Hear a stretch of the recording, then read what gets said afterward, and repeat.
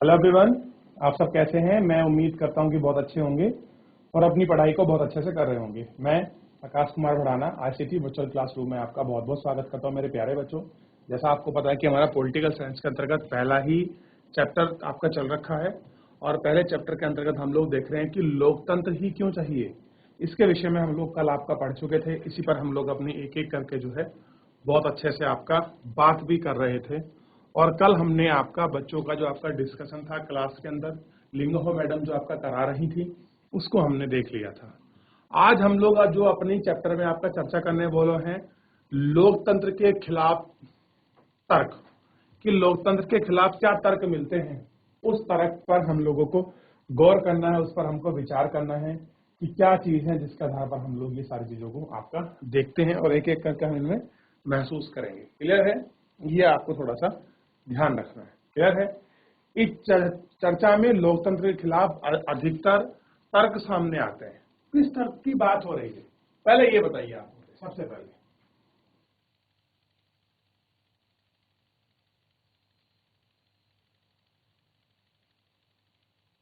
ध्यान देंगे क्या हो रहा है। लोकतंत्र के खिलाफ सबसे पहले हम तर्क कर रहे हैं।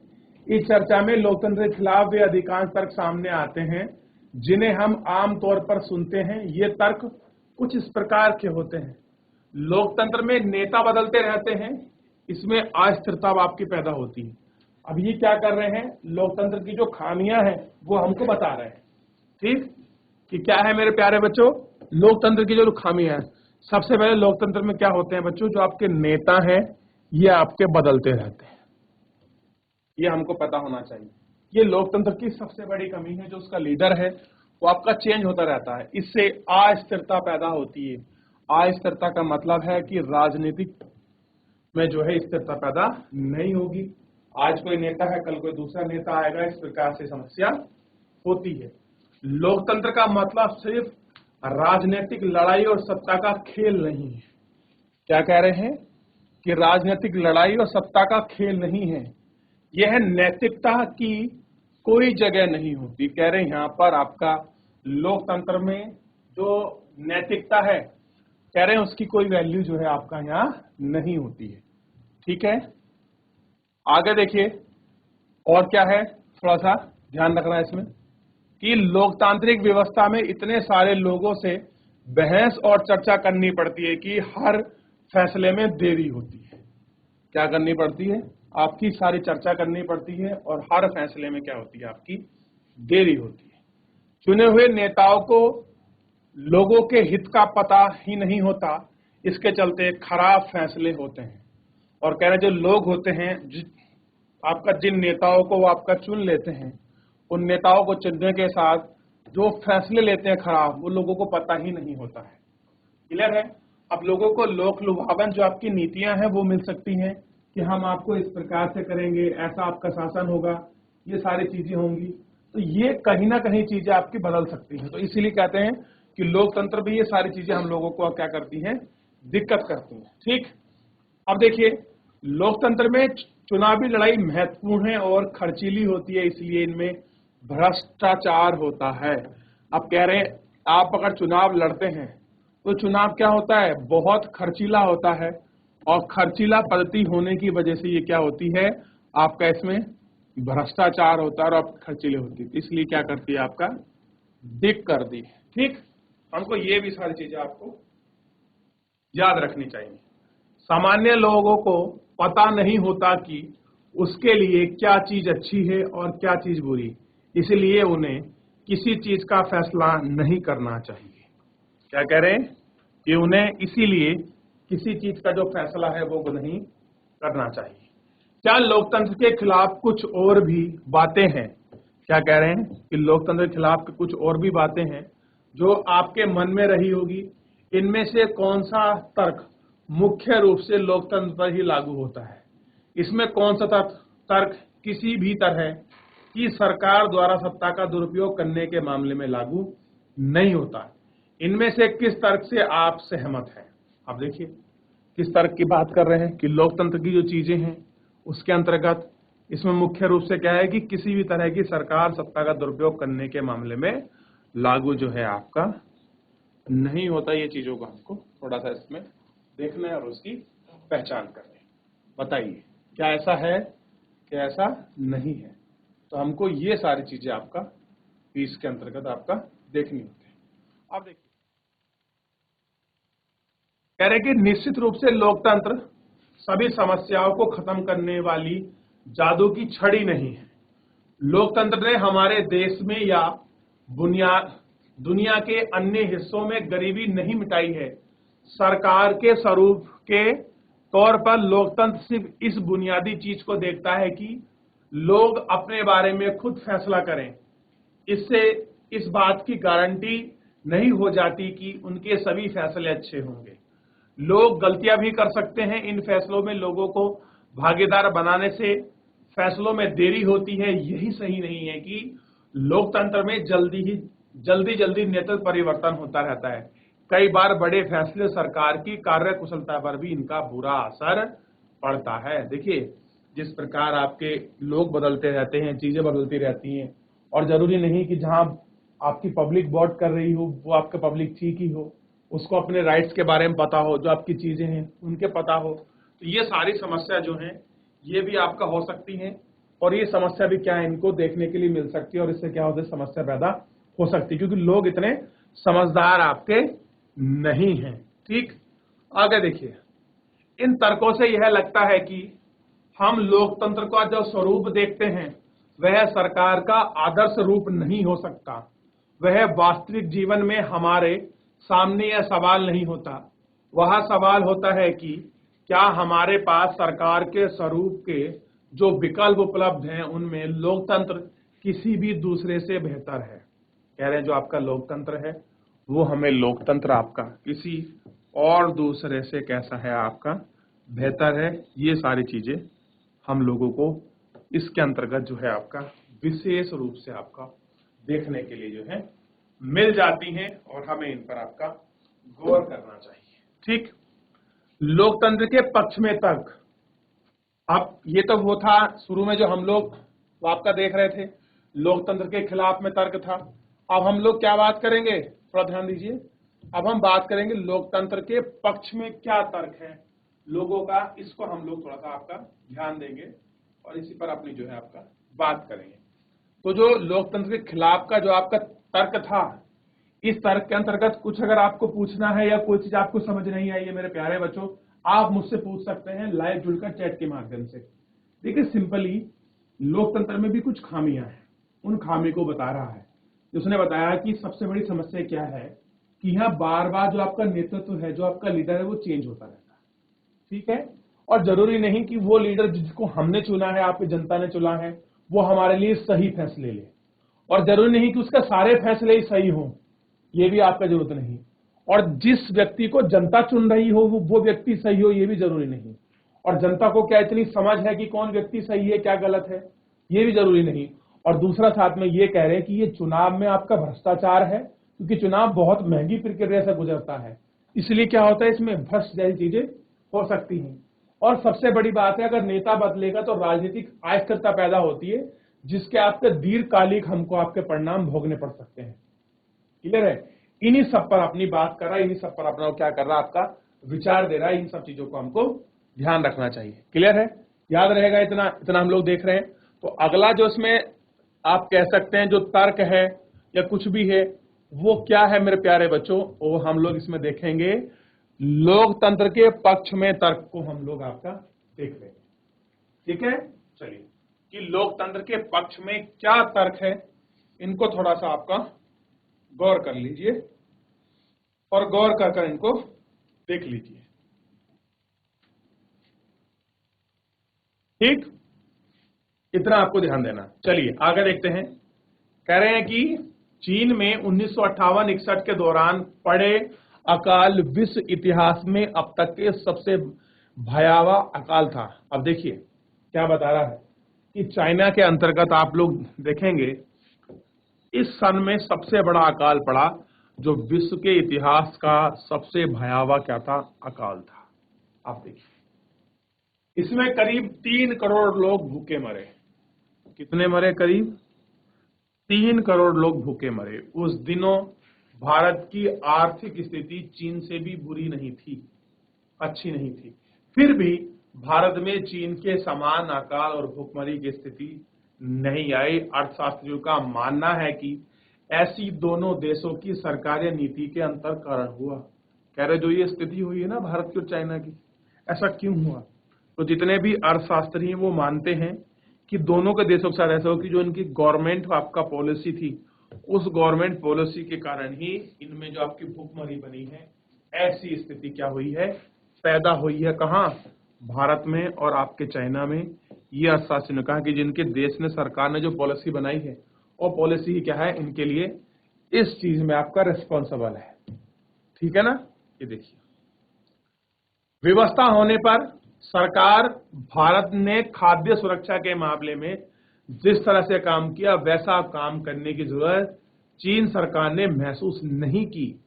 अर्थशास्त्रियों का यह कहना है कि किसी भी स्वतंत्र और लोकतांत्रिक देश में कभी भी अकाल और बड़ी संख्या में भूखमरी नहीं हुई। अगर चीन में बहुदलीय चुनावी व्यवस्था होती तो विपक्ष दल होता और सरकार की आलोचना कर एक बड़ी स्वतंत्र मीडिया होती और इतने सारे लोग भूखे नहीं मरते। देखिए, क्योंकि वहां हम लोग देख रहे हैं कि वहां क्या नहीं है, वहां पर आप देखेंगे वहां पर विपक्ष नहीं है, एक ही पार्टी की सत्ता है, और मीडिया क्या नहीं है, स्वतंत्र नहीं है। ये बात मैंने आपको कल भी बताई थी कि जो हमारी मीडिया है वहां आपकी, कहां, चाइना के अंदर, वो आपके स्वतंत्र नहीं है। और स्वतंत्र नहीं होने की वजह से सरकार की जो कमी है, आलोचना है, वो कोई नहीं है करने वाला, और विपक्ष के रूप में कोई मजबूत नहीं है ही नहीं। जब विपक्ष नहीं होगा तो वो कैसे एक्सप्लेन करेंगे क्या सही है और क्या गलत? तो यही कारण है कि जो चाइना में इतना बड़ा अकाल पड़ा है, वो उनकी सरकारी नीति है, और यही चीज हम लोग इसमें देख रहे हैं। ठीक उदाहरण, लोकतंत्र को सर्वश्रेष्ठ शासन पद्धति बनाने वाली विशेषताओं को एक बहुत स्पष्ट ढंग से सामने आता है कि लोगों की जरूरत के अनुरूप आचरण करने के वाले मामले में लोकतांत्रिक शासन प्रणाली किसी भी अन्य प्रणाली से बेहतर है। गैर लोकतांत्रिक सरकार लोगों को जरूरत को ध्यान दे सकती है, और भी नहीं, यहाँ सब सरकारें आपका चलाने वाली अपनी मर्जी पर निर्भर करेगा। अगर शासकों को कुछ भी जरूरत नहीं होती है तो उनको लोगों की इच्छा के अनुरूप काम करने की जरूरत नहीं है। पर लोकतंत्र में यह जरूरी है कि शासन करने वाले आम लोगों की जरूरतों पर तत्काल ध्यान दे। लोकतांत्रिक शासन पद्धति दूसरों से बेहतर है क्योंकि यहाँ शासन का अधिक जवाबदेही का स्वरूप है। क्या है बच्चों लोकतंत्र शासन पद्धति में? कि इसके अंतर क्या है, दूसरों के प्रति आपका अधिक आपका जवाबदेह है। अब देखिए, दूसरी जगह तो आपका डिपेंडेंसी है ही नहीं, क्योंकि वहां स्वतंत्र है, लोगों के प्रति आपका कोई रिस्पॉन्सिबिलिटी है नहीं, वो किसी प्रकार भी आपका चल सकते हैं, जिस रूप चाहे उस रूप अपनी सरकार चला सकते हैं। ठीक, उनके लिए कोई ऐसी चीज है नहीं कि वो आपका लोगों के लिए रिस्पॉन्सिबल रहें, वो चीजें कहें। तो जैसे उनका अपने मन है और जिस तरह से वो आपका चीजों को चलाना चाहते हैं, उन्हीं अनुसार ये सारी चीजें क्या हैं, वो लोग आपका डील करते हैं और ये लोग आपका चलाते रहते हैं। ठीक है, कुछ पूछना है इसके अंतर्गत?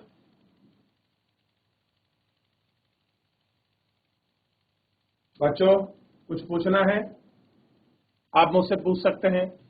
चलिए, जितना हमने पढ़ा है उसमें अगर कुछ भी पूछना है आप मुझसे पूछ सकते हैं। कोई भी किसी का डाउट है तो आप एक बार पूछ लीजिए। ठीक, और साथ में इस कार्टून को जरूर देख लीजिए और उसको समझने का प्रयास करिए, क्या कहता है ये कार्टून, आप थोड़ा इसको देख लीजिए।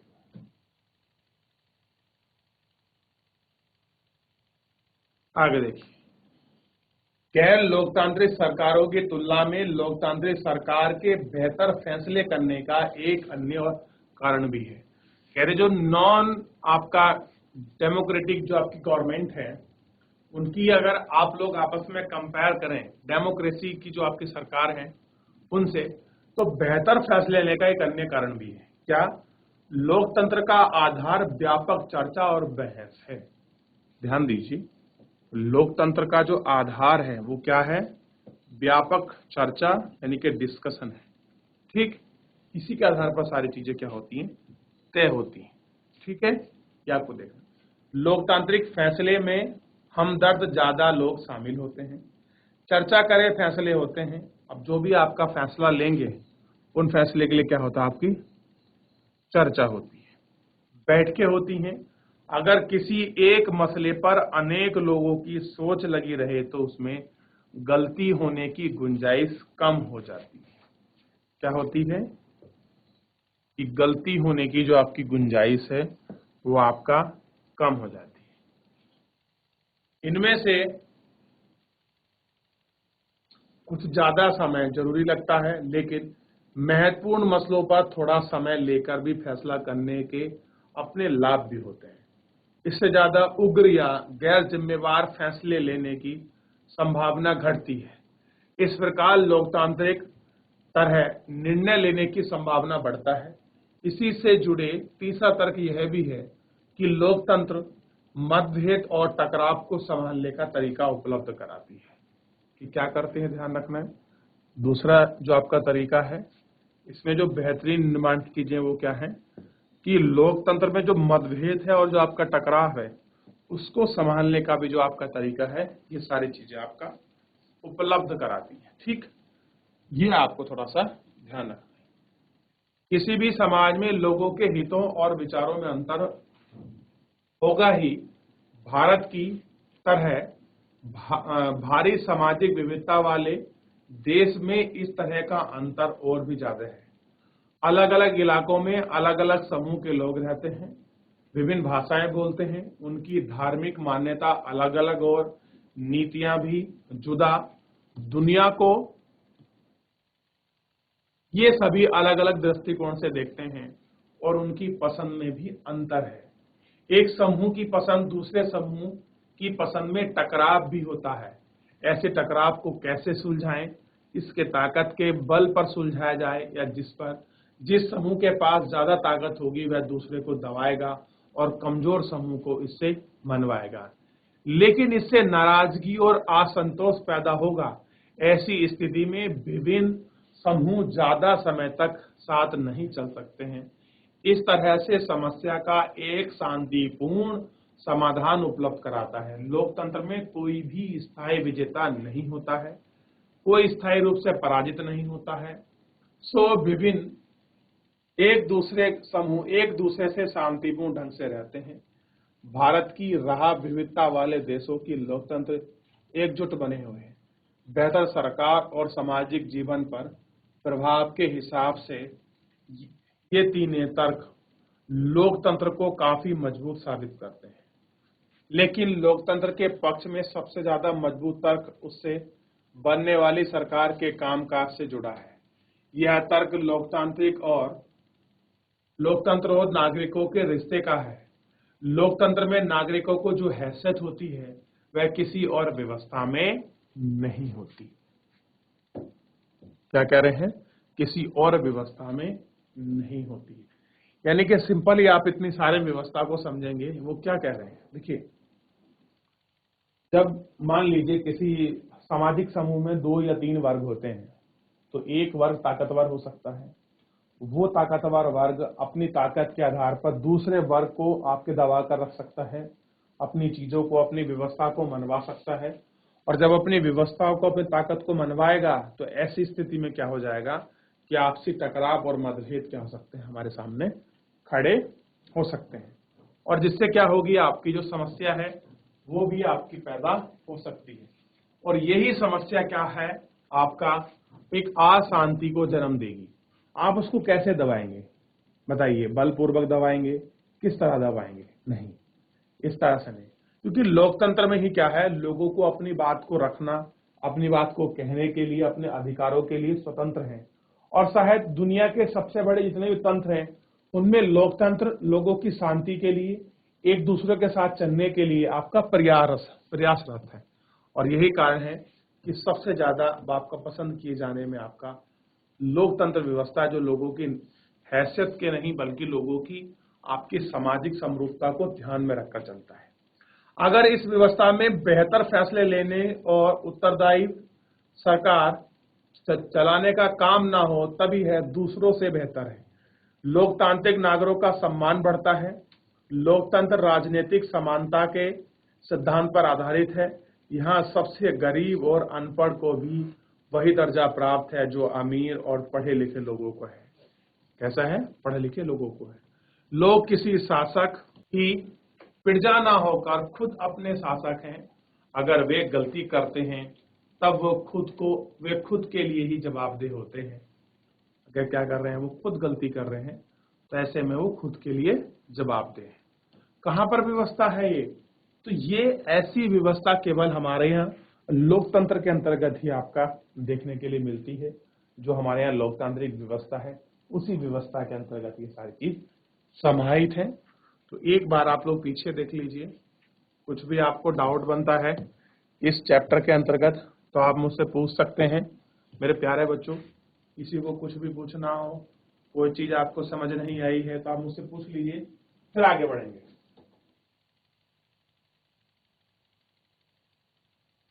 लोकतंत्र के पक्ष में आखिर यह तर्क है कि लोकतांत्रिक व्यवस्था एक दूसरे से बेहतर है क्योंकि इसमें अपनी गलती ठीक करने का अवसर मिलता है। क्या कह रहे हैं कि जो लोकतांत्रिक व्यवस्था है ये सही है क्योंकि इसमें लोगों को अपनी गलती ठीक करने का जो अवसर है वो आपका इसमें क्या होता है, आपका मिल जाता है। जैसा कि हमने ऊपर देखा है कि इस बात की कोई गारंटी नहीं है कि लोकतंत्र में कोई गलती नहीं हो सकती। किसी भी किस्म की सरकार इस बात की गारंटी नहीं दे सकती। इस मामले में लोकतंत्र का लाभ यह है कि इसमें गलती को ज्यादा देर तक नहीं छुपाए रखा जा सकता। इन गलतियों पर सार्वजनिक चर्चा की गुंजाइश लोकतंत्र में है और फिर इसमें सुधार करने की गुंजाइश भी पैदा होती है। इसका मतलब यह है कि शासक समूह अपने फैसले बदलते या शासक समूह को ही बदला जा सकता है, तो हमें गैर लोकतांत्रिक सरकारों को ऐसा नहीं किया जा सकता। यानी जो नॉन कॉन्स्टिट्यूशनल आपकी चीजें हैं आप उनको ऐसा नहीं कर सकते। ठीक, चलें अब इस चर्चा को समेट लेते हैं कि लोकतंत्र हमें सब चीज नहीं दे सकता और ना ही यही सभी समस्याओं का समाधान है, लेकिन यह साफ तौर पर उन सभी दूसरी व्यवस्थाओं को बेहतर है जिन्हें हम जानते हैं और दुनिया के लोगों को जिनका अनुभव है अच्छे फैसले के लिए बेहतर अवसर उपलब्ध कराते हैं। इनमें से लोगों की इच्छाओं का सम्मान किया जाने की ज्यादा संभावना है और इनमें अलग अलग तरह के लोग ज्यादा बेहतर ढंग से साथ साथ रहते हैं। अगर हम इनमें से कुछ काम करने में असफल रहते हैं तब हम इनकी गलती सुधारने की संभावना है और इनमें सभी नागरिकों को ज्यादा सम्मान मिलता है। इसी वजह से लोकतंत्र की सबसे अच्छी शासन प्रणाली व्यवस्था जो है ये आपकी मानी जाती है। कैसी मानी जाती है? सबसे अच्छी शासन व्यवस्था और जो उसकी प्रणाली है ये आपका मानी जाती है। ठीक, ये आपको ध्यान रखना है। चलिए अब देखिए कुछ चीजें हैं, इनको पढ़ते हैं। हम मतदाता बहुत नाराज हैं। अब कह रहे हैं कि हम अब और सहन नहीं करेंगे। क्या सहन नहीं करेंगे? ये लिबरल बहुत घमंडी हो गया है। इनमें सरकार में हमारा विश्वास ही तोड़ दिया है, हमारा धन हड़प लिया है। 28 जून को होने वाले चुनाव में हम वही करने जा रहे हैं जो कनेडियन को सबसे अच्छा लगता है, यानी कि अब हम फिर उनको फिर से जिताएंगे। तो इस तरह की ये बात कर रहा है। इस तरह से जो आपका मतदाता है वो आपको दिखा रहा है। ये हमको थोड़ा सा इसमें देखना है। देखिए कार्टून के माध्यम से आपका समझाने का प्रयास किया है कि जब चुनाव होते हैं तो कैसी चुनाव प्रक्रियाओं के दौरान ये सारी चीजें बड़ी कॉमन रूप से हमें आपका देखने के लिए मिल जाती हैं। तो हमको इनको थोड़ा सा समझना होगा और थोड़ा सा इनको हमको देखना भी होगा। क्लियर है? ये सारी चीजें हैं जिन पर हम एक एक करके आपका गौर कर सकते हैं और गौर करके हम इन पर हमको इन्हें इन पर जो है हमें विचार भी करना चाहिए। ठीक, चलिए, तो इतना हमने देख लिया और इन सारी चीजों को, इन सारी व्यवस्थाओं को हमने देखा, ठीक, और इन पर बात भी की। चलिए, अब देखिए, सबसे पहले इसमें जो मोस्ट इंपोर्टेंट चीज आया 1.4 यूनिट है, लोकतंत्र का बेहतर अर्थ यानी कि बड़ा अर्थ क्या है। किसका हम बात कर रहे हैं? आपका लोकतंत्र का बड़ा अर्थ यानी कि बड़ा अर्थ क्या है, अर्थ हम लोग पढ़ेंगे और इसको देखेंगे। तो बच्चों, इतना देख लिया आप लोगों ने, इतना पढ़ लिया। फिलहाल आप मुझे ये बताइए कि लोकतंत्र की जो खासियत थी, जो उसके पक्ष में तर्क था वो समझ आया, जो विपक्ष में था वो आपको समझ आया? इसमें किसी कुछ पूछना है, कुछ जानना है? देखिए, अब 1.4 यूनिट को हम अभी शुरू नहीं कर सकते क्योंकि समय समाप्त हो रहा है और बीच में रह जाएगा। तो जब भी हमारा नेक्स्ट लेक्चर होगा तो हम लोग नेक्स्ट लेक्चर के अंतर्गत इसको कंप्लीट कर लें, क्योंकि लास्ट यूनिट है, चैप्टर आपका समाप्त हो चुका है। कोशिश करिए कि आप लोग अगर इसको घर से पढ़ लें तो बड़ी खुशी की बात है। कुछ अगर डाउट बनेगा जब हम लोग चैप्टर नंबर 2 आपका प्रारंभ करेंगे तब आप मुझसे पूछ सकते हैं मेरे प्यारे बच्चों। तो फिलहाल मेरे प्यारे बच्चों, आज के इस लेक्चर के लिए इतना ही। मिलते हैं नेक्स्ट लेक्चर में। तब तक अपना ध्यान रखिए, स्वस्थ रहिए, अपनी पढ़ाई को बहुत अच्छे से करते रहिए और मुझसे जुड़ने के लिए आपका बहुत बहुत धन्यवाद।